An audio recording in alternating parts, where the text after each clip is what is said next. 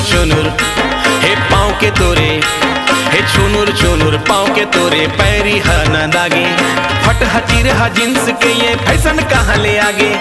फिर से पहिर ले न गोरी कुर्ती सलवारा। ले आना रे, ले आना रे, आहा ले आना रे पुराना फैशन ला दोबारा। ले आना रे पुराना फैशन ला दोबारा। करिया घना बाल सुंदर चेहरा तोर नंदागे। करिया घना बाल सुंदर चेहरा तोर नंदागे। एती चतरा ओती चतरा फैशन कहले आगे। ऐसे लगे जैसे मुड़े भरे जोंधरा। ले आना रे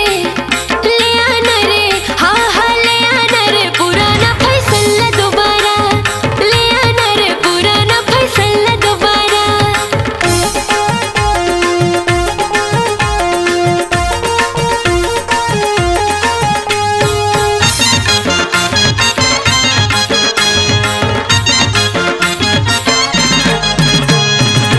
नैना के तरिया मा तोरे दुनिया डूब जाते रे।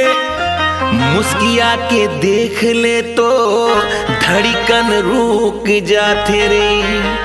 रूप मन मोहनी माये फैशन है बेकारा। ले आना रे, ले आना रे, ले आना रे पुराना फैशन ला दोबारा। ले आना रे पुराना फैशन ला दोबारा।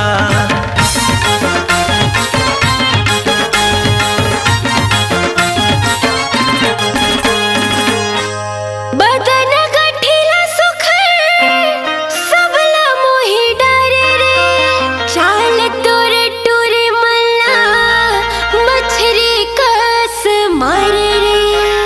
ऐसे सुंदर चेहरा माये फैशन है बेकारा। ले आना रे हाँ हाँ ले आना रे पुराना फैशन ला दोबारा। ले आना रे पुराना फैशन ला दोबारा। ले आने रे पुराना फैशन ला दोबारा। हाय रे हाय जान लेवे रूप ये प्यारा।